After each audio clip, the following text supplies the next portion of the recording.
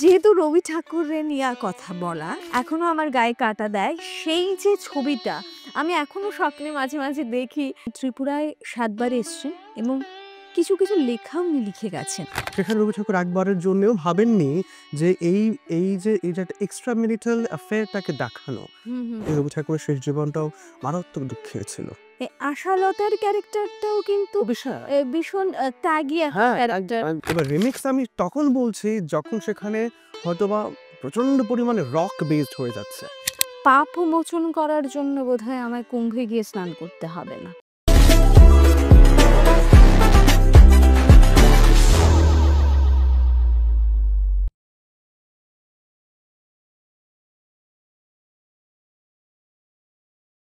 Welcome to our podcast talk with ঋতুতে আপনাদের অনেক অনেক স্বাগত। আজকে আমার সঙ্গে আছেন, এর আগে আজকের দিনটা আমাদের কাছে অত্যন্ত উৎসবের দিন। কেন? আজ ২৫শে বৈশাখ, রবি ঠাকুরের জন্মদিন। আপনাদের কাছে ঠাকুর বলতে তো সিংহাসনে যে ঠাকুর বসান আপনারা, আমাদের কাছে শিল্পীদের কাছে ঠাকুর কিন্তু রবি ঠাকুর। এবং কেন আমরার কাছে কিন্তু এই উৎসবটা আর ৫টা পার্বণের মতো। ঠিক তাই তো অমিতদা? একদম। আমার সঙ্গে আজকে আছে এ রাজ্যের এক অন্যতম শিল্পী, নৃত্যশিল্পী এবং বাচিক শিল্পী অমিত কুমার চৌধুরী। নমস্কার দাদা। অমিতদের সঙ্গে আমার সম্পর্কটা একটু অন্যরকম, ভাই বোনের দুই তাকারির। কিন্তু যখন আজকে আইসে আমার স্টুডিওতে, আইয়াই একটা রিকোয়েস্ট করছে, বোন রে ক্যামেরাটা চললে আমি না ঠিক হাসে কথা কইতে পারতাম না। আর সেটা মাথায় রাইখা আমিও চেষ্টা করুন দাদার একটু কমফোর্ট জোন দেওয়ার। ডেফিনেটলি সেটা আপনারা তো বুঝবেনই। যেহেতু রবি ঠাকুরের নিয়ে কথা বলা এবং সত্যি কথা বলতে আমার এখন একটু ক্যামেরা চলে প্রবলেম হয় যে কি করে শুদ্ধ বাংলা ভাষায় ফিরবো। তার জন্য এটা একটা অভ্যাসে পরিণত হয়। প্রথমে জানতে চাইবো যে তোমার কাছে তোমার ছোটবেলার রবি ঠাকুর বা ২৫শে বৈশাখ। বেশ, প্রথমেই হচ্ছে আজকের এই যে একটা বিশেষ দিন ২৫শে বৈশাখ। ২৫শে বৈশাখের দিনে আপনাদের প্রত্যেককে জানাই অনেক অনেক অভিনন্দন, অনেক শুভেচ্ছা এবং এই রবি যাপনের মাধ্যমে আমরা আজকে পুরো দিনটা একসাথে মিলে কাটাবো এবং এই টক উইথ ঋতুতে অনেক অনেক ধন্যবাদ বোন। অনেক অনেক ধন্যবাদ তোমাকে আমাকে আজকের এই বিশেষ দিনে বলার জন্য। কারণ রবীন্দ্রনাথকে নিয়ে কথা বলার দুঃসাহস বা দুঃসাহসিকতা আমাদের কারোরই নেই। আমার মনে হয় না কারো সেই যোগ্যতাটা হয়তো আর সেই যোগ্যতা করিনি। একদমই। একদম। তবে যেটুকু জানি, যেটুকু সেই সবটাই কিন্তু ভালোবাসার মাধ্যম। আমি একটু তোমাকে ইন্টারাপ্ট করি যে আজকে কিন্তু আমরা রবি ঠাকুরকে নিয়ে বিশ্লেষণ করতে বসি। একদম না। আমরা রবি ঠাকুরকে কতটা জানি, আমরা রবি ঠাকুরকে কতটা চিনি, বা এই প্রাণের ঠাকুর আমাদের জীবনটাকে কতটা সুন্দর করে দিয়েছে আমাদের শিল্পীদের, সেটা নিয়ে আমরা আলোচনা করব। এবং সবাই জানে, আমরা জানি যে রবি ঠাকুরের সঙ্গে ত্রিপুরার একটা অনেক দৃঢ় সম্পর্ক। নিবিড় সম্পর্ক। এই সম্পর্কটার গভীরে ঢুকে আলোচনা করার বোধহয় রাত দিন সব চলে যাবে, শেষ হবে না। আর সেই সঙ্গে আমাদের মাধুর্য এখনো দাঁড়িয়ে আছে উজ্জয়ন্ত প্রাসাদ। সেখানেই তিনি তার লেখার যে খেলাগুলো খেলেছেন সেটাই নিয়ে আমরা আলোচনা করব। এবং সব থেকে বড় কথা, আমি যখন অমিতদা তোমাকে বললাম যে আজকে আমরা বসবো রবি ঠাকুরেরই আলোচনাটা নিয়ে, তুমি প্রথমেই আমাকে বলেছ আমার একেবারে ঠিক করছস। এই যে ওয়ার্ডটা, কোথাও আমার মনে হয় এটা হচ্ছে ঠাকুরের প্রতি আমাদের নতজানু হওয়া। হ্যাঁ, তো সেই বিষয়টা মাথায় রেখে আমরা আজকের আলোচনা এবং এই পডকাস্টটি আমার লাইফের পুরো সেটআপটাই, আমার এই পুরো পডকাস্টের আমার যতগুলো এপিসোড হয়েছে এটা বেস্ট আমার কাছে। কেননা আমার প্রাণের ঠাকুর আমার পাশে বসে আছে। প্রাণের ঠাকুর পাশে আছে এবং সবসময় আছে, একদম প্রতিটা মুহূর্তে আছে। এবং এটাই আমি একটু আগে বলতে চাইছিলাম প্রথমেই যে মানে রবি ঠাকুরকে নিয়ে হ্যাঁ, সেই ছোটবেলায় ২৫শে বৈশাখে যদি আমি যাই, সত্যি কথা তো ফ্ল্যাশব্যাকে চলে যাই তখন। ছোট্টবেলায় সেই আমাদের আগরতলার সেই পুরনো রবীন্দ্র ভবন, পুরনো সেই রবীন্দ্র ভার্সিটি ভবন, হ্যাঁ, সেখানে যাওয়া সেই একদম সকাল, সকাল ৬টা ৬:৩০ শুরু হয় বা শুরু হতো বা এখনো হয়। তো সেই ২৫শে বৈশাখের একটা আলাদা মাধুর্য ছিল। হ্যাঁ। আ এখন আমি যদি এখন আ যদি তফাৎ দেখতে যাই বা আমি কম্পেয়ার করতে যাই, তো সেটা মানে কম্পেয়ার করাটা ঠিক হবে না। সেটা একটাই কারণ হচ্ছে গিয়ে প্রতিটা দিন পাল্টায়, হুম, হুম। যুগ পাল্টাচ্ছে। আমাদের জেনারেশন আফটার জেনারেশন এটা বলে থাকি আমরা। সেটা এইজ আফটার এইজ পাল্টাচ্ছে, বয়স বাড়ছে। তো এক তার সাথে সবকিছুই পাল্টায়।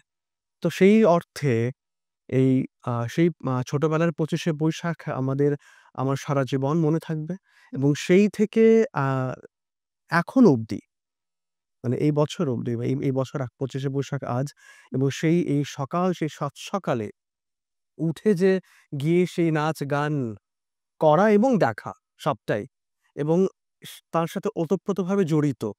তাই না? মানে এই আ বিভিন্ন ইনস্টিটিউশন বিভিন্ন কলাকেন্দ্র থেকে বাচ্চারা শিশু থেকে শুরু করে আম আ মধ্য বয় আ হ্যাঁ, মধ্যবয়স্ক থেকে শুরু করে বয়স্করা সবাই আসছে। বিভিন্ন নামি দামি শিল্পীরা আসছেন, এসে গান করছেন। রবি ঠাকুরের প্রতি এই যে ভালোবাসা, এত অগাধ ভালোবাসা, প্রেম, এই যে একটা একটা সম্পর্ক, কোথাও যেন এক নিবিড় সম্পর্ক। প্রথমেই তো তোমাকে বললাম এটা একটা উৎসব একটা আমাদের জন্য। সম্পূর্ণ উৎসব। এবং সবথেকে বড় কথা এখন মানে আগের রবীন্দ্রভবন আর এখনের রবীন্দ্রভবনের মধ্যে রাত-দিন তফাৎ। যেটা মিস করি সেটা হচ্ছে আম গাছটা। সেটা আম্রকুঞ্জ। হ্যাঁ, রবীন্দ্রনাথ আ আম্রকুঞ্জর নিচে যে মাঠটা রয়েছে এবং সেখানে যে মঞ্চটা করা হতো ছন্দনীড়ের, সেটা একটা আলাদা ইমোশন। মানে এইটা হয়তোবা যারা নাকি 90s এর কিডস, 80s এর কিডস রয়েছে, ওরাই বুঝতে পারবে যে এটা কি ধরনের ইমোশন। একদম। এবং তার সাথে আমি আরেকটা জিনিস বলব যে শুধু ২৫শে বৈশাখের দিনের কথা বলছি না। না। যেকোনো অনুষ্ঠান যখন রবীন্দ্র শতবার্ষিকী ভবন এসে পুরনো হতো, হ্যাঁ, সে সময় হতো।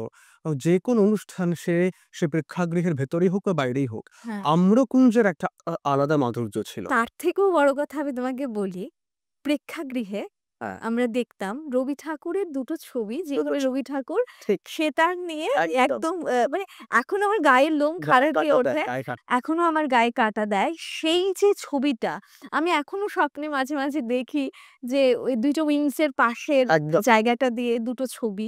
মানে এগুলো না মানে এখনকার জেনারেশন সেটা মিস করে। ওগুলো একটা মুহূর্ত ছিল। হ্যাঁ, একটা অসম্ভব সুন্দর গোল্ডেন পিরিয়ড বলা গোল্ডেন যেতে পারে। পিরিয়ড বলা যেতে পারে। ওই সময় সেই মানে এবং আমার মনে আছে সেই এই যেহেতু নাচের সাথে নৃত্যের সাথে যুক্ত, মনে আছে সেই আ ঢোকার সেই সিঁড়ি দিয়ে ওঠার সময়ই দুদিকে দুধারে ছিল সেই পোজ দেয়া ছবি নৃত্যে।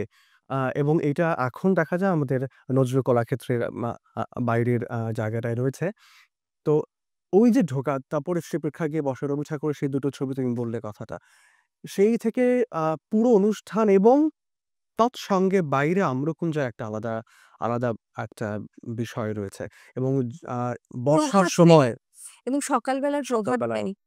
অসম্ভব। সেটা তো সে মানে সেই প্রভাত ফেরিতে হেন কোনো গান নেই যেটা মানে গাইতাম না বা বা সেই কবিতা পাঠ বা সেই মিউজিক, সেই সংগীত একটা অসাধারণ মুহূর্ত। সেইগুলো ভাবলে না তখন মনে হয় যে আবার ফিরে যাই। ছোট আমার মনে হয় আমার সেটা আমার মনে হয় যে মানে আমরা প্রত্যেকেই যারা বড় হয়ে উঠছি আস্তে আমাদের কখনো না কখনো নিশ্চয়ই মনে হয় যে ছোটবেলায় চলো ফিরে যাই আবার। আবার সেই জায়গায় ফিরে যাই। আবার সেই জায়গায় একটু ওই জায়গাটা একটু আবার একটু ছুঁয়ে আসি। মানে যাতে কোথাও যদি কোনো টাইম মেশিন থাকতো, থাকতো। সেখানে আমি ফিরে যাওয়া ফিরে যেত যেতাম। সেরকম একদম। এবার আমি যেটা মানে যেই কথাটা ভীষণ ইম্পোর্টেন্ট, রবি ঠাকুরের সঙ্গে আমাদের ত্রিপুরা রাজাদের একটা বন্ধুত্বপূর্ণ সম্পর্ক ছিল। ঠিক। এবং নানা গ্রন্থে, নানা উপন্যাসে, নানা লেখায় আমরা সেটা পেয়েছি। সবথেকে বড় কথা তিনি এই ত্রিপুরায় ৭ বার এসছেন এবং কিছু লেখা উনি লিখে গেছেন। সেটা যদি একটু বলো?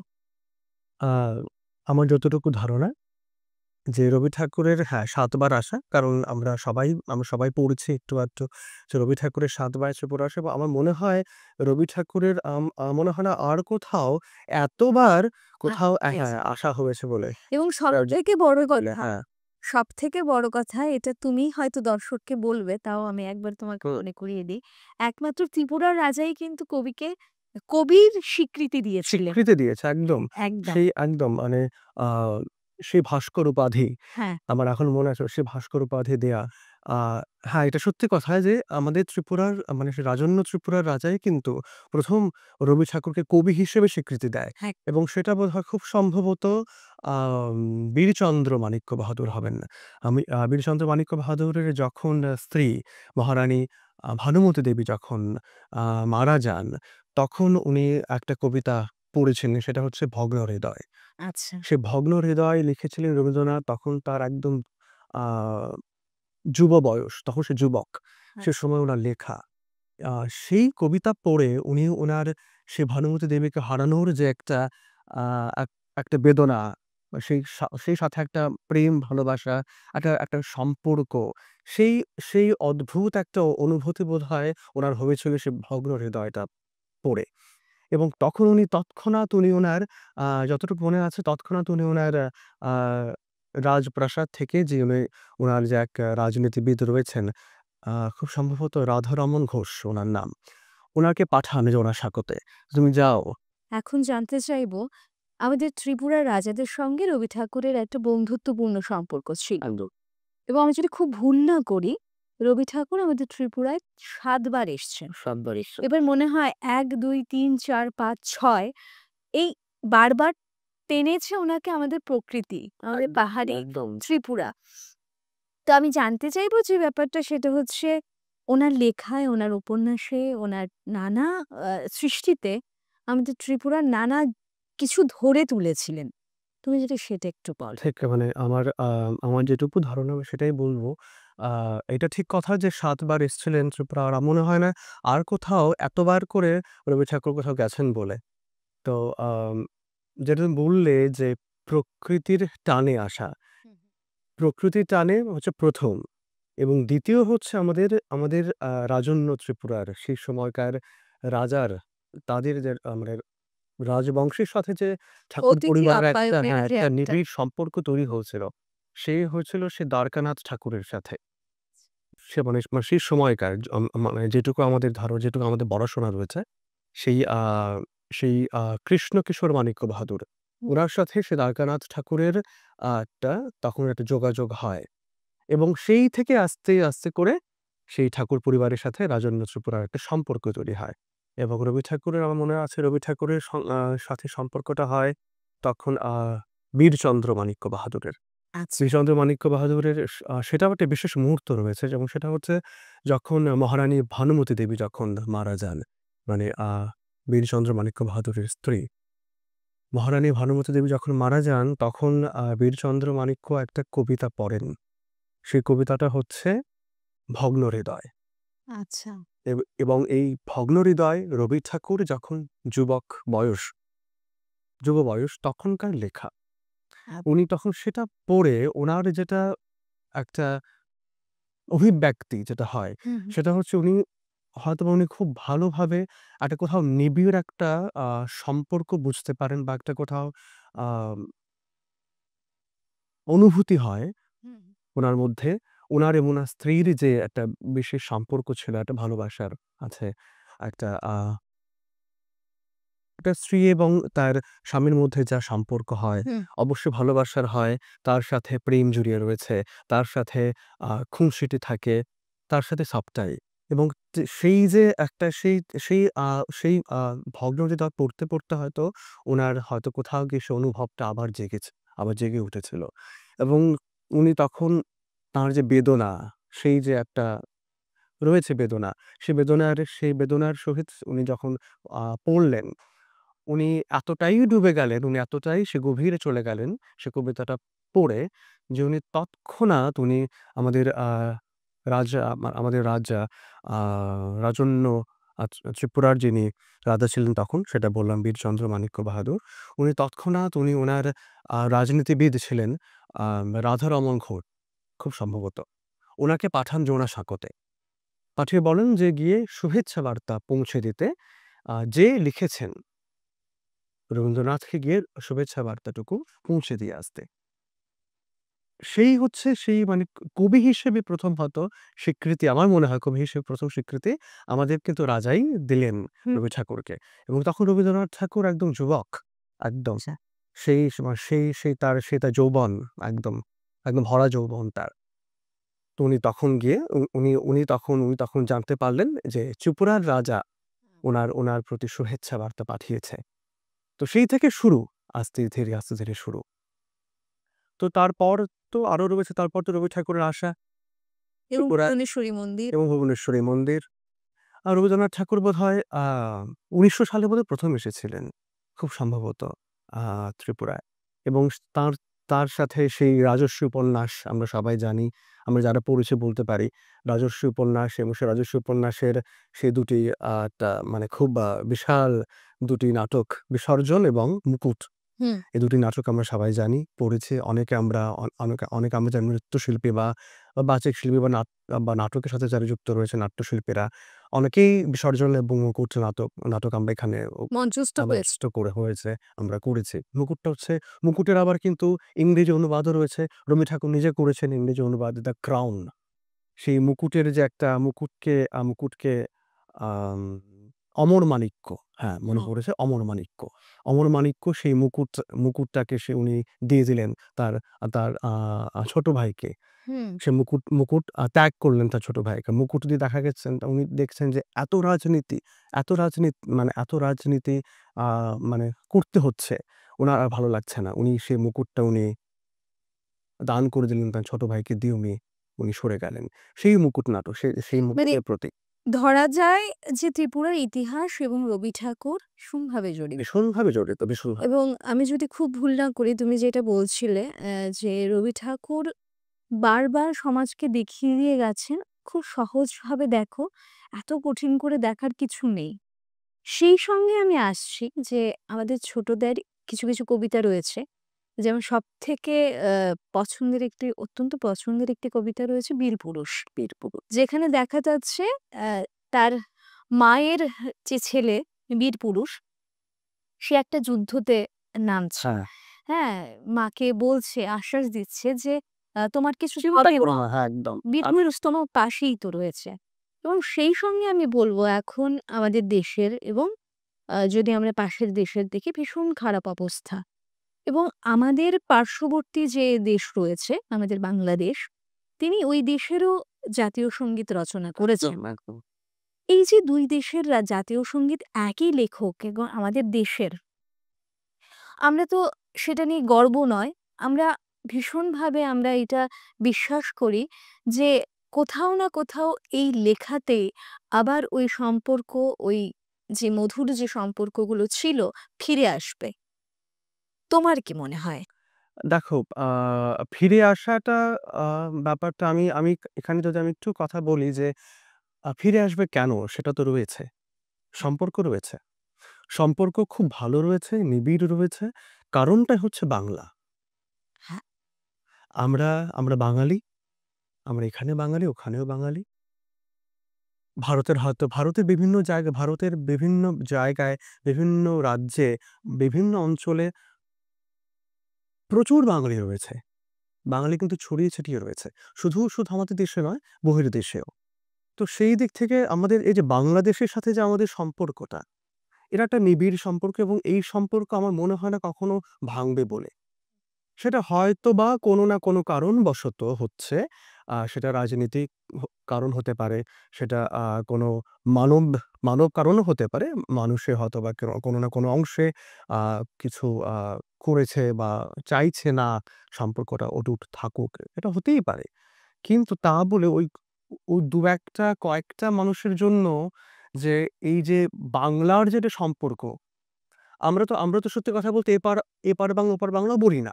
না। আমরা যারা শিল্পীরা রয়েছি বা আমি আমি য আ বা আমরা যারা খুব জানি বা আমরা ব্যাপারটা নিয়ে খুব আলোচনা বা চর্চা করি, আমরা কখনো এপার বাংলা ওপার বাংলা বলি না। আমরা বলি এদেশ আর এদেশ। মানে বাংলাদেশ আর ভারত। এবং ভারতের এই ত্রিপুরার সাথে যে বাংলাদেশের সম্পর্ক সেটা আমরা সবাই জানি।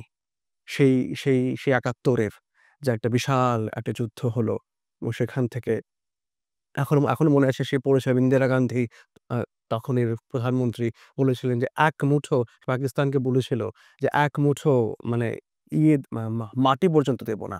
হ্যাঁ, এবং এটা আমি আমার।" হ্যাঁ, এবং আমি সেটা বলছি যে রবি ঠাকুরের লেখায় যে আমার সোনার বাংলা আমি তোমায় ভালোবাসি। ইয়ো! আমরাও তো বলতে পারি। আমরাও তো বলতে পারি। একদম, একদম। তো এই যে কবি তার একই লেখায় হয়তো একই কলম দিয়ে লিখেছেন। আমরা জানি না আমরা জানি। তিনি একদম, কিভাবে একদম। লিখেছেন।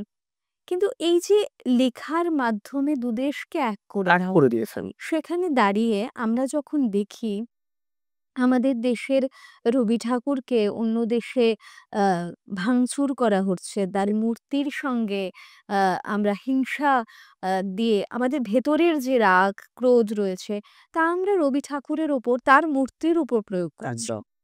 তোমার কি মনে হয় এটা সমাজের উপর খুব স্বাভাবিক? এটা সমাজের খুব স্বাভাবিক বিদ্রূপ প্রজন্মের একটা, হ্যাঁ, হ্যাঁ, প্রজন্মের একটা ভীষণ খারাপ একটা খারাপ একটা। প্রতিফলন হবে। একদম, একদম। তো সেই বিষয়টা নিয়ে কি বলবেন? অবশ্যই। কারণ এটা আমাদের প্রত্যেকের আমরা দেখেছিও কিন্তু আম কিছুদিন আগে।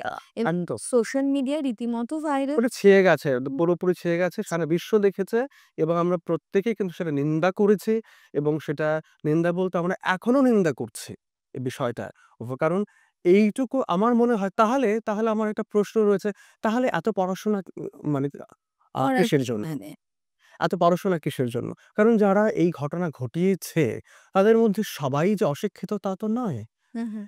শিক্ষা রয়েছে, শিক্ষা-দীক্ষা রয়েছে।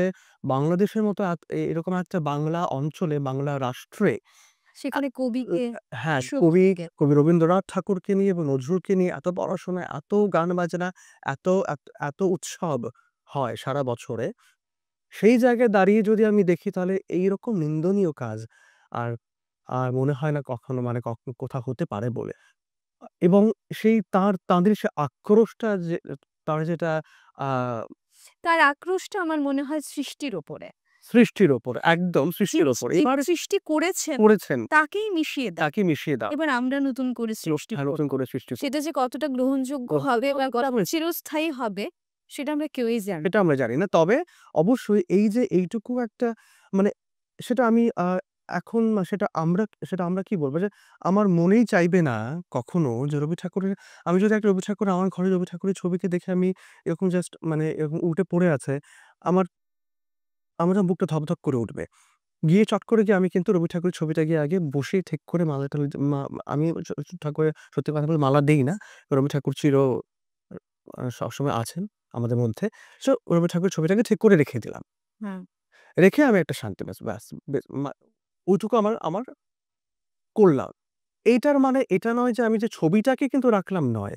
আমার ভেতরের যে ভাবনা বা যে ভালোবাসাটা এই এই মানুষটার প্রতি বা এই কবির প্রতি। দেখো রবীন্দ্রনাথ ঠাকুরকে জানে না মানে রবীন্দ্রনাথ নিজেই একটা বিশাল গ্রন্থ। আমার মনে হয় যেমন আমরা ভারতের মহাভারত, রামায়ণ এপিক বলে থাকি আমরা, গ্রন্থ বলে থাকি। রবি ঠাকুরকে তো গ্রন্থ। আমি যাই সারা জীবন হয়তোবা পড়ে যাবো, গান শুনেই যাব। তবে এটা কিন্তু ঠিক যে তিনি প্রচুর মানুষের পেটে ভাত দিয়েছেন। প্রচুর। একদম নিশ্চয়ই। সেটা অস্বীকার করা যাবে না। না। একদম না। তো সেই জায়গায় আমি যেটা বলছিলাম যে ওই জায়গায় যে এই যে আমাদের একটা ভাব, ওই জায়গায় দাঁড়িয়ে কি করে ওরা সেটা করতে পারল? মনোভাব।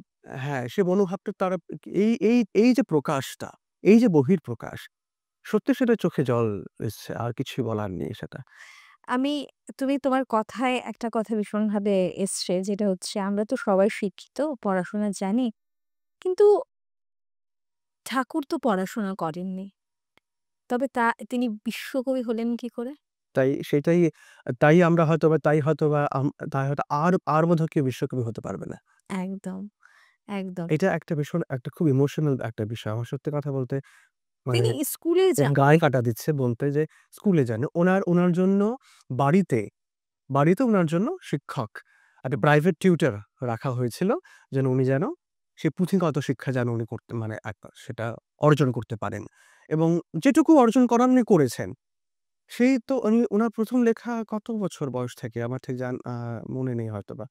যাই হোক উনি সে ছোট্ট বয়স থেকে কিন্তু উনি তো লিখছেন। উনি তো হুম। কবিতা লিখছেন ছোট্ট বছর বয়স থেকে, ছোট্ট বয়স থেকে। তো সেই জায়গায় সেই পুঁথিগত শিক্ষা ছাড়া এই এত শব্দগুচ্ছ, হ্যাঁ, কি করে? এত উদ এত অদ্ভুত তার এটা আশ্চর্য না হলে কখনোই সম্ভব আশ্চর্য। হয় না। তাই বলি আমি অবতার। হুম, অবতারে না হলে এরকম হয় না। বিশেষ আশীর্বাদ না থাকলে, বিশেষ কৃপা না থাকলে এই এইরকম সৃষ্টি আমার মনে হয় হতে পারে না। সেটা আমরা যারাই বিশ্বাস করি বা যারা আমরা বিশ্বাস নাই বা করতে হুম। পারি, অবিশ্বাস করি বা বিশ্বাস করি, কৃপা ছাড়া এইটা সম্ভব নয়। এই হেন লেখা, রচনা, কাব্য, ১ম কাব্য বোধহয় কবি কাহিনী ছিল। সে রচনা, এত গান এবং প্রতিটা গান সেটা আমার জাস্ট একটা মনে পড়ল কথাটা। প্রতিটা গান আমরা যখন শুনি, মনে হয় তোমার সাথে একই জিনিসটা হবে। এবং আমি শুনেছি বিভিন্ন শিল্পীদেরও এই কথা বলতে শুনেছি। বিভিন্ন যারা অনেক ভালো শিল্পীরা রয়েছেন, ছোট শিল্পীরাও বা প্রবীণ শিল্পীরা, নবীন শিল্পীরা।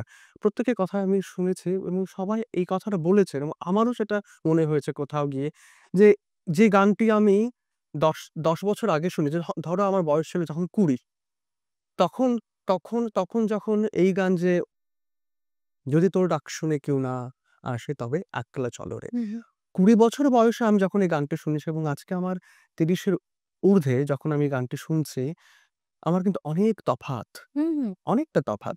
সেটা কেন? সেটা এখন জীবন দর্শনে, হুম। সেই যে এক্সপেরিয়েন্স এর মাধ্যমে এতগুলো বছর পার আমার মনে হয় রবি ঠাকুরকে গিটারে ভালো লাগে না শুনতে। আমি যদি একটা অক্টোপে মানে কি বলি রক স্টাইলে রবি ঠাকুরকে ভালো লাগবে না। এইটা কারোর হয়তো মানতে কষ্ট হবে। হুম, হয়তো আ আজকে একটা ব্যান্ড আমি কোথাও আমি তাদের ছোট করছি না। কোনো একটা ব্যান্ড তিনি তারা ভাবছেন সেই শিল্পীরা ভাবছেন আমরা একটু মাতিয়ে জমজমাট করে রবি ঠাকুরকে একটু আমরা স্মরণ করি বা শ্রোতাদের গান শোনাই। কিন্তু সেই অর্থে রবি ঠাকুরকে ধুমধাড়াক্কা করে শোনার তো কিছু নেই। আমার মনে হয়। হুম, এবার কেউ বলতেই পারবে যে ঠাকুর কোথাও লিখে যাননি যে তুমি আমাকে এভাবে শুনতে পারবে না। তো আমার মনে হয় আমার সোনার হরিণ চাই আমি যদি খুব ভুল না করি ওটার একটা রিমিক্স রয়েছে। ও ও ওইটা শুনতে নিশ্চয়ই আমাদের প্রবীণ যারা রয়েছেন ওদের ভালো লাগবে না। এবং আমরা তো ওদের থেকেই পেয়ে এসছি, আমরা ওদের থেকেই জানি কি করে কো রবি ঠাকুরকে ভালোবাসতে হয়। তো সেই জায়গাতে আমার মনে হয় এই সম্মানটুকু রাখাটা আমাদের দায়িত্ব। কি মনে করো? দেখো একদম সেটা আমি সেটা একদম মানছি। এবার কথা হচ্ছে রবি ঠাকুর কিন্তু নিজেও স্বতন্ত্র ছিল। রবি ঠাকুর নিজেও স্বাধীনচেতা ছিল। তার মনন চিন্তন স্বাধীন ছিল বলেই আজ আমরা রবি যাপন করছি। আচ্ছা। তাই তো? বা আমরা কেন বিশ্বজুড়ে রবি যাপন করছি। এই ২৫শে বৈশাখ শুধু যে ভারতে হয় তা নয়। বিশ্বের বিভিন্ন জায়গায় এই এবং ২৫শে বৈশাখ রবি যাপনটা করছে।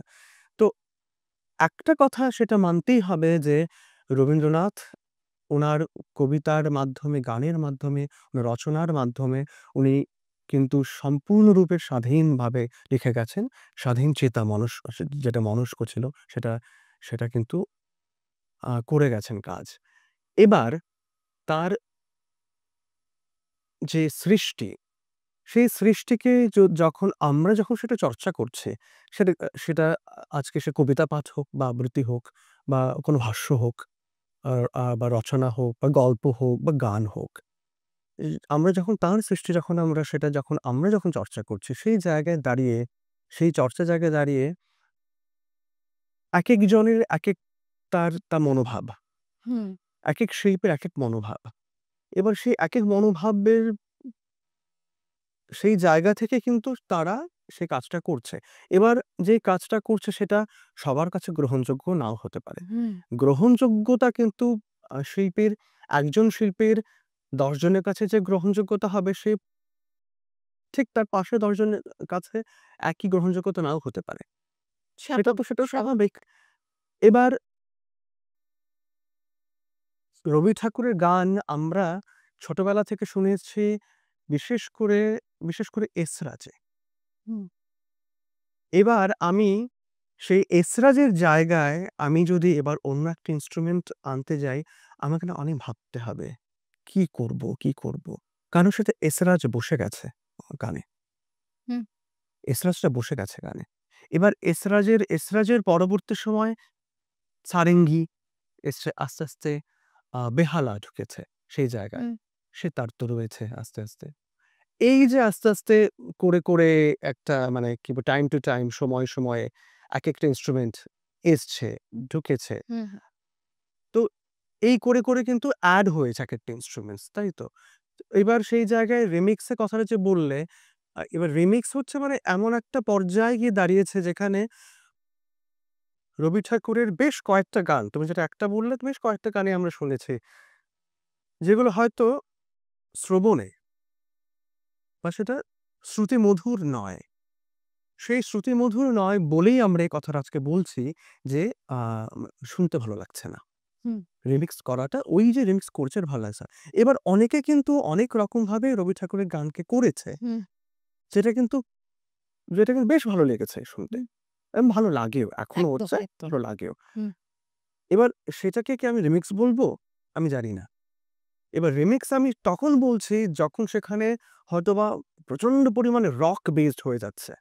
যেটা তুমি বললে রক বেস হয়েছে। মিউজিকটা মানে অত্যন্ত এতটা মানে সেই মাধুর্যের জায়গা থেকে বেরিয়ে এতটা বোল্ড হয়ে গেছে, সে বোল্ড এর জায়গা আমরা আলোচনার একেবারে শেষ পর্যায়ে চলে এসেছি এবং সেই সঙ্গে তোমার থেকে জানবো যে রবি ঠাকুরকে কোন পর্যায়ে শুনতে বেশি ভালো লাগে তোমায়? রবি ঠাকুরকে যেহেতু আমি একটু মানে আ কবিতা নিয়ে কাজ করি বা কবিতা পাঠ করি, আম বর্ষা, সাথে প্রেম আচ্ছা। ওতপ্রোতভাবে জড়িত। পূজা, প্রেম, বর্ষা ওতপ্রোতভাবে জড়িত। তাই আমার এই বিশেষ বিশেষ করে ৩ টে। আচ্ছা। এবার অবশ্যই প্রকৃতিও রয়েছে সাথে। এক কোনটাকে বাদ দিয়ে কোনটা ধরব? মানে সবকিছু নিয়েই সবকিছু নিয়ে আ কখনো, কখনো বর্ষা, কখনো বর্ষা আবার কখনো মনে হয় পূজা পর্যায়ে কিছু শুনি বা পড়ি। হ্যাঁ। আবার আবার বর্ষায় যখন আ পড়ছে বর্ষা অবগাহন আমি একটা স্ক্রিপ্ট করেছিলাম। বর্ষায় অবগাহন রবি ঠাকুরের। সেখানে সেটা করতে গিয়ে দেখেছি যে তখন আমি ১ম সেটা স্ক্রিপ্ট ছিল। সেটা দূরদর্শন আগরতলায় আ হয়েছিল স্ক্রিপ্টের কাজটা। তো সেটা করতে গিয়ে দেখেছি যে আমার মানে আমি কোনো কিছুর কি আলাদা করে দেখতে পাচ্ছি না। সবটাই যেন কোথাও কি মিশে যাচ্ছে, একাকার হয়ে যাচ্ছে। তো পূজা, প্রেম, প্রকৃতি, বর্ষা সব এক হয়ে যাচ্ছে। সেই কোন পর্যায়ে বলতে গেলে খুব কঠিন বলাটা যে একটা পর্যায় নিয়ে বলাটা খুব কঠিন। হুম। আমি সত্যি কথা বলতে যেহেতু আজকের এই পডকাস্টটা একটু অন্যরকম। কারণ কিছু, কিছু ইনফরমেশন গুলো খুব ভেবে, ভেবে আমাদের বলতে হচ্ছে, দিতে হচ্ছে কনভারসেশন গুলো আমি জানি যে পডকাস্ট যখন রিলিজ হবে, যখন দেখবে, এখন যারা দেখছে, তখন কিন্তু রীতিমতো লোকে ক্রিটিসাইজ করবে এবং আমরা জানি ক্রিটিসাইজ করা ভালো জিনিস। এর থেকে আমরা কি ভুল করেছি আমরা জানতে পারবো। অবশ্যই। একদম, একদম। এবং সে সঙ্গে তোমাকে আমি আরেকটা ব্যাপার যেটা ভীষণ শুনতে পাওয়া যায় আজকাল যে সমাজ এখন খুব বেপথে চলে যাচ্ছে। আমরা যেহেতু আজকে স্পিরিচুয়াল পডকাস্ট নয়, যেহেতু আজকে রবি ঠাকুরকে নিয়ে আলোচনা, সেহেতু আমরা একটু কবির ভাষায় যদি দেখি, কবি কিন্তু একটা মারাত্মক গল্প লিখে গেছেন 'চোখের বালি'। একদম। যিনি যেই গল্পের মধ্যে আমরা আ নানা ধরনের চরিত্র দেখতে পেয়েছি এবং কবি আ তিনি তার গল্পের মাধ্যমে একজন বিধবার চরিত্রকে যেভাবে প্রস্ফুটিত করেছেন, সেটা হয়তো রবি ঠাকুরের পক্ষেই তখনই সম্ভব। সম্ভব।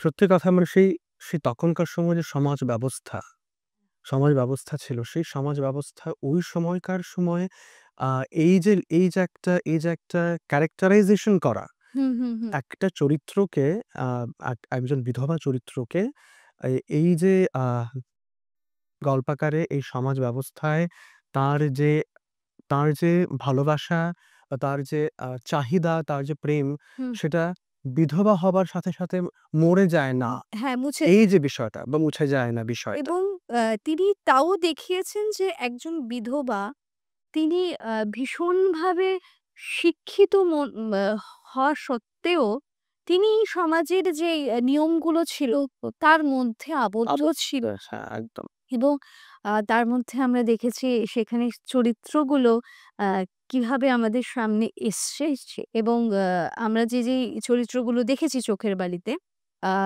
আমরা ঋতুপর্ণ ঘোষের যিনি এই চোখের বালির ঠিক। আ চলচ্চিত্রে পরিণত করেছেন, আমরা সেই চলচ্চিত্রটি দেখেছি। আমাদের বিশ্বসুন্দরী যেরকমভাবে বিনোদিনীর বিনোদিনীর ক্যারেক্টারটা ক্যারেক্টার ফুটিয়ে তুলেছেন, আমার মনে হয় যে এই প্রত্যেকটা চরিত্রগুলো আজকাল সমাজের একটি দর্পণ। একদম কি বলো? দর্পণ, একদম দর্পণ। এইটা একদম সত্যি কথা। এটার পরে আর কিছু বলার নেই। কারণ এই যে কথাটা বললে শেষে দর্পণ। এই দর্পণ অবশ্যই, কারণ কি সেই যে বললাম সমাজ ব্যবস্থা। হ্যাঁ, সমাজ ব্যবস্থা কিন্তু আ সময়ে, সময়ে বিভিন্নভাবে পাল্টায়, বিভিন্ন কারণে পাল্টায় এবং সেটাই খুব স্বাভাবিক হওয়াটা। এটা হওয়াটাই স্বাভাবিক। এবার সেই জায়গায় দাঁড়িয়ে সেই তখনকার সময় সেই গল্প যখন রচনা করছেন রবি ঠাকুর, সেখানে রবি ঠাকুর একবারের জন্যেও ভাবেননি যে এই যে একটা এক্সট্রা ম্যারিটাল অ্যাফেয়ার টাকে দেখানো, হুম, হুম। এই জায়গায় প্রায় প্রায় জোরপূর্বক বিনোদিনীকে কলকাতায় পাঠিয়ে দেওয়া। সে রাজলক্ষ্মী এবং মহেন্দ্রর সাথে। তো এই যে ক্যারেক্টার দেখানো এবং তাদের মধ্যে যে একটা সম্পর্ক গড়ে ওঠা। এবার কোথাও একটা লজ্জা রয়েছে, লজ্জাবোধ রয়েছে, একটা ভয় রয়েছে সমাজের প্রতি। কি বলবে আমি বিধবা? তার সাথে ভেতরের যে এই যে আকাঙ্খা, একটা ভালোবাসা, একটা প্রেম তৈরি হচ্ছে। এই যে বিষয়টাকে ফুটিয়ে তোলা, একটা বিশাল ব্যাপার। তারপর আবার এই মহেন্দ্র চরিত্রটার সঙ্গে তার যে স্ত্রী, স্ত্রী, হুম? তো এই আশালতা, আশালতা, যদি খুব ভুল না ঠিক করে থাকি, আশালতা। এই আশালতার ক্যারেক্টারটাও কিন্তু বিশাল। ভীষণ ত্যাগী একটা হ্যাঁ, ক্যারেক্টার। একদম। আজকাল আমরাই সেরকম করে ভাবতে পারব না যে আমার পুরুষটি আ তার অন্য একজন নারীর সাথে একদম, মানে আমি রাদার বলব তখনকার সমাজ ব্যবস্থায় আমার মনে হয় আমার অনেকটাই বেশি হয়তোবা ফ্রি ছিল, স্বতন্ত্র ছিল। আমার মনে হয় সেই স্বতন্ত্র জায়গা থেকে আমরা বোধহয় এখন আরো অনেকটা আবদ্ধ হয়ে যাচ্ছি বা গেছি। আমার কোথাও মনে হচ্ছে।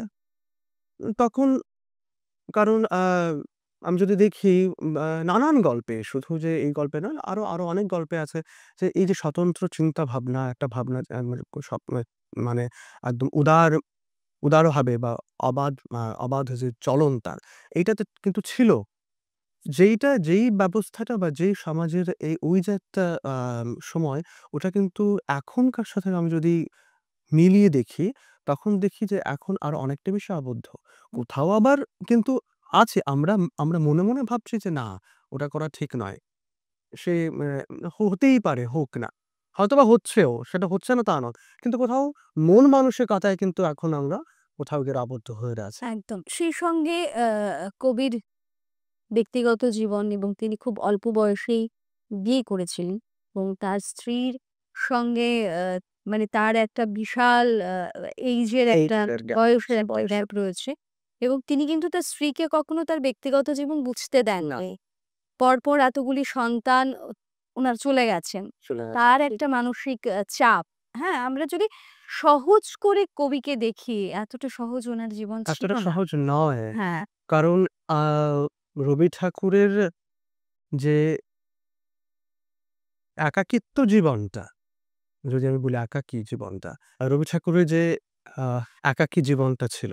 একাকী জীবন কেন বলছি? কারণ রবি ঠাকুর আ এত রচনা, এত লেখা, এত গান, আমরা কিন্তু অনেক রচনায়, অনেক লেখা বা কবিতা হোক, গান হোক, আমরা বিরহ কিন্তু পেয়েছে। উনার বিরহ পেয়েছি।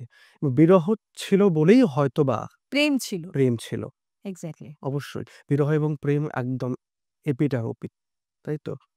তো সেই থেকে উনার এই যে একাকী জীবন উনি চালিয়ে গেছেন এবং এবং সেই সাথে উনার লেখা, রচনা চলেছে। সেই জায়গাটায় যদি আমরা আ ভাবতে বসি, তাহলে সেটা মানে বিশাল ব্যাপার। সেটা মানে ওই গভীরে যাওয়াটা খুব কঠিন বিষয়। এবং একজন কবি সাহিত্যিক হয়ে যখন সেই গভীরে উনি যান, তারপরে তো এই রচনা আমরা পাই। তার জন্য তো এই রচনা। সেই সঙ্গে উনার ব্যক্তিগত জীবনে আ কাদম্বিনী দেবীর প্রবেশ এবং কিছু না বলে চলে যাওয়া। এটা এটা একটা অদ্ভুত একটা অধ্যায়। হ্যাঁ, অদ্ভুত অধ্যায়। রবি ঠাকুরের জীবনের একটা অদ্ভুত অধ্যায় হচ্ছে কাদম্বরী দেবী, বৌঠান। হ্যাঁ, হ্যাঁ। কাদম্বরী দেবীর চলে যাওয়া মানে কাদম্বরী দেবীর রবি ঠাকুরের জীবনে আবার একদম সরাসরিভাবে প্রবেশ নয়, কিন্তু কোথাও সেই যে বৌঠানের কারো কি সমবয়সী ছিল তো? সেই যে একটা বোঝা, একটা মানে অবশ্যই তাই তো হয়। আমরা তো তাই খুঁজি। সমবয়সী বা সেই বয়সের হয়তো ১-২ বছর এদিক-ওদিক হলে আমরা জানি যে সে হয়তো বুঝবে আমার কথাটা। এই যে একটা ভাবনা, এই যে একটা একটা একটা মনে একটা চলছে ভাবনা। তো সেটা একমাত্র সে রবীন্দ্রনাথ ঠাকুর কিন্তু কাদম্বরী দেবীকেই ওটা পেয়েছিল। বৌঠানের বৌঠানের সাথে সেই জায়গায় একটা কি জমে গেছিল। যে হুম, বোঝার বিষয়টা। কতটুকু ভালোবাসা, প্রেম সে তো সব আমি রাখলাম। এই যে বোঝা, একটা আন্ডারস্ট্যান্ডিং যেটা বলি না আমরা, আমরা সম্পর্কে বলি আন্ডারস্ট্যান্ডিং যেখানে ভালো থাকে, সে সম্পর্ক খুব ভালো চলে। খুব ভালো টেকে। হুম। ভালোবাসা হবেই। প্রেম থাকবে। প্রেম আসবে যাবে, ভালোবাসা আসবে যাবে। এটা একটা আপ ডাউন হতেই থাকে। আজকে এটা ভালো লাগলো, কালকে ওটা ভালো নাও লাগতে পারে। কিন্তু যদি আমাদের মধ্যে একটা বোঝাপড়াটা ঠিক থাকে, যদি একটা আন্ডারস্ট্যান্ডিং লেভেলটা ঠিক থাকে, তখন কিন্তু আমাদের সম্পর্ক ভালো হয়। একই জিনিস সেটা তো এখন নতুন বা তখন পুরনো এমন তো ছিল না। ব্যাপারটা তো একই।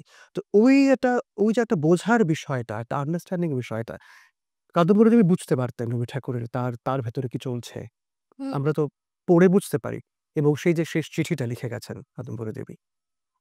তাতেও পরিষ্কার এবং তার যে চলে যাওয়া, তার যে এই যে আত্মহত্যা, আফিম খেয়ে আত্মহত্যা। হুম। মারাত্মক পরিমাণে আফিম উনি সেবন করেছিলেন, আত্মহত্যা করেছিলেন। তো এই যে একটা দুঃখ কষ্ট, সে যে 'একলা চলো রে' রচনা, সেই থেকেই তো শুরু। মানে সেই থেকে শুরু বলব কি সেটা একটা অধ্যায় হুম, এবং রবি ঠাকুরের সেটা এবং তার পরেও চলেছে। আ রবি ঠাকুরের মানে এই কথা থেকে আমি টেনে নিয়েই বলছি, রবি ঠাকুরের শেষ জীবনটাও মারাত্মক দুঃখের ছিল। ২২শে শ্রাবণটা যদি আমরা পড়ে থাকি ঠিকঠাক করে, মারাত্মক দুঃখের, ভীষণ কষ্টের ছিল রবি ঠাকুরের। আমার মনে আছে আমি ২২শে শ্রাবণ পড়তে গিয়ে আমি মানে ২-৩ দিন আমার মা তখন ছিলেন। ২-৩ দিন আমি একদম উপরে ছাদে গিয়ে পড়তাম। কোনো ডিস্টার্বেন্স নেই, কিছু নেই। আমি একা হাঁটতাম আর পড়তাম। আর আমি খু আর আমি কাঁপতাম। অঝোরে কেঁদেছি। সেটা পড়লে বোঝা যায় কারণ আমি উল্লেখ করছি কারণ কি সবটাই তো দরকার। মৃত্যু, জন্ম মৃত্যু সবটাই তো একই। তো সেই জায়গায় দাঁড়িয়ে তার শেষ জীবনের সেই কষ্ট মারাত্মক এবং তখনই তো মারাত্মক পরিমাণে পলিটিক্স হয়েছিল উনার সাথে। শান্তিনিকেতন নিয়ে উনার হুম, বাসভবন নিয়ে পলিটিক্স। যাই হোক সেদিকে আমরা নাই যাই। তো আমরা যেখানে ছিলাম কাদম্বরী দেবীর বিষয়টায়, যে ব্যাপারটা এটাই ঘুরিয়ে ফিরিয়ে সেখানেই আসছি আরকি যে, এই যে বৌঠানের সাথে সম্পর্কটা, যেটা বললাম সরাসরি নাও হতে পারে। কিন্তু সেটা আবার কোথাও গিয়ে সরাসরি। সেটা হচ্ছে হৃদয় থেকে হৃদয়। এটা তো বুঝতে হবে এবং অনেকেই কিন্তু রবি ঠাকুরকে অনেক রকমভাবে মানে চারিত্রিক বৈশিষ্ট্য নিয়ে অনেকে অনেক কথা বলে থাকে। বলেও। আমিও শুনি, তুমিও হয়তো শোনো। অনেকে আমরা শুনে থাকি। বলতেই পারে সেটা যার বিষয়। সেটা হুম। সেটা কেউ কিছু বলার নেই। কিন্তু ওই জায়গাটাও বোঝাটা খুব মানে খুব কষ্ট যে এই যে একটা দোটানা। দোটানা চলছে এদের মধ্যে। কি হবে, কি হবে, কি করছে? আমি চাইছি বলতে, কিন্তু বলতে পারছি না কোথাও। ও বুঝতে চাইছে, বুঝতে পারছে না। বুঝতে পারছে কিন্তু বলতে পারছে না হয়তোবা। এই যে একটা দোটানার মধ্যে চলছে বিষয়টা। এই যে আ একটা ভালো লাগা কোথাও, একটা ভালোবাসা, একটা চুপচাপ। এই যে বিষয়টা এটা তো একটা এটা তো একটা প্রেমের একটা পর্যায়, তাই না? একদম, একদম। এবং সেই সঙ্গে আজকের ২৫শে বৈশাখের আলোচনা, আমাদের এই পডকাস্টটি এখানেই আমরা শেষ করছি। কিন্তু আমি জানি যে আমরা যে এই গোটা আলোচনায় আ কবিকে নিয়ে আলোচনা করলাম, কোথাও হয়তো আমরা কোনো জায়গাতে আ যদি, যদি আমরা ভুল কিছু বলে থাকি, আমরা কখনো তো ভুল বলতেই পারি। হতেই পারে। হ্যাঁ, হতেই পারে। সবটা আমাদের মানুষ মাত্রই তো ভুল হয়। ভুল হয়। হ্যাঁ, এবং আ এইটা বলব যে রবি ঠাকুরকে বোঝা বা রবি ঠাকুরকে অনুভব করা যে তার কবিতা, গান এবং আ নাটকের মাঝে যারা শিল্পীরা রয়েছে তারা আরো বেশি করে বুঝতে পারে এবং শুধু শিল্পী নয়, যারা শ্রোতা রয়েছেন, যারা দর্শক রয়েছেন, যারা রবীন্দ্রপ্রেমী, ওরা জানে মানে আমাদের জীবনের প্রত্যেকটা মুহূর্তে রবি ঠাকুর। ঠিক। দুঃখের জন্য উনি যতটা দিয়ে গেছেন, দিয়ে গেছেন। ভালোবাসা, আনন্দ, উদযাপন, উৎসব সবকিছুতেই রবি একদম আরেকটা হচ্ছে আধ্যাত্মিকতা। আধ্যাত্মিক। আধ্যাত্মিকতা অসম্ভব হ্যাঁ, একটা একটা আনন্দ থেকে পরমানন্দের যে হ্যাঁ। একটা এবং যাত্রা। থেকে বড় কথা আ আমরা একটা আ আ একটা প্রার্থনা সঙ্গীত রয়েছে। আ এই প্রার্থনা সঙ্গীতটা যখন আমি শুনি, তখন মনে হয় যে পাপ মোচন করার জন্য বোধহয় আমায় কুম্ভে গিয়ে স্নান করতে হবে না। না, ঠিক ঠিক, তাই তো? ঠিক, একদম ঠিক। কবির যেই লেখা এবং যে গানগুলো রয়েছে, সেগুলো যদি আমরা ডিপলি শুনি না, আ আমার মনে হয় আমাদের জায়গা থেকে যদি ভাবা হয়, আমাদের জায়গা থেকে যদি বোঝা হয় ঠাকুরকে, কবিকে, এবং আমি মনে করি আর ৫ টা আমরা যেরকম যেই ঠাকুরের পুজো করে থাকি, আমাদের কাছে তো তিনি ঠাকুর। কারণ শিল্পীদের কাছে ওই ঠাকুর এইজন্যে উনি ভাত যোগান দেন। উনি অন্ন যোগান দেন, যে একদম কথাটা ঠিক। তিনি তিনি রয়েছেন বলেই আজ শত, শত অনেক শিল্পী প্রচুর শত, শত তাদের শিল্পীরা তাদের সংসার, সংসার চলছে, পরিবার পরিবার চলছে। তো এই যে রবি যাপনটা আমরা আজকে করলাম বা সব জায়গায় হচ্ছে রবি যাপন। এটা তো সম্পূর্ণরূপে আমাদের একটা ভালোবাসার জায়গা। একটা আমরা যে বলে থাকি প্রাণের ঠাকুর, সেই প্রাণের ঠাকুরের একটা উনাকে আমরা এতটাই শ্রদ্ধা করি এবং আমরা আমরা ঋগ্ধ হই বারবার। হুম, আমরা স্নাত হই তার লেখার মাধ্যমে আমরা স্নাত হই এবং সব দিক থেকে বলা যায় তুমি যেটা বললে যে, এই যে প্রতিটা মুহূর্তে, মুহূর্তে রবি ঠাকুর রয়েছে। হ্যাঁ, হ্যাঁ, হ্যাঁ। একদম প্রতিটা মুহূর্তে, মুহূর্তে রবি ঠাকুর রয়েছে। আমাদের জীবনের আ অ প্রতিটা মুহূর্তের এদিক ওদিকে কিন্তু রবি ঠাকুরকে আমরা পাই। এমন অনেক লেখা রয়েছে যে লেখাটা তোমার কাছে একরকম, আমার কাছে আবার আমার মতো করে আরেকরকম। হ্যাঁ, আমি যদি একটু ভুল না করি, সেখানে দেখবে আগুনের পরশ অনেক সই এবং যখন পড়বে না মোর পায়ের জন্য এই পা। আহা! এই দুটোই কখনো কারোর চলে যাওয়া উপাখ্যান করে, বা কখনো আমরা দেখি এখন তো সোশ্যাল মিডিয়ার যুগ, ধরো কোথাও বিয়ের পর্ব চলছে, সেখানে আ দম্পতিরা অগ্নিসাক্ষী করে বিয়ে করছে। সেখানে সেখানে আগুনের গান পরশ। হচ্ছে আগুনের পরশমণি। একদম তো কবি তো সব সিচুয়েশন এর জন্য গান করে গেছেন। করে গেছেন। মানে উনি এতটা করে গেছেন তাই উনি বিশ্বকবি কবি। এবং একদম শেষে আমি তোমার মুখ থেকে, তোমার কণ্ঠে একটি কবিতা শুনতে চাইব। নিশ্চয়ই, নিশ্চয়ই।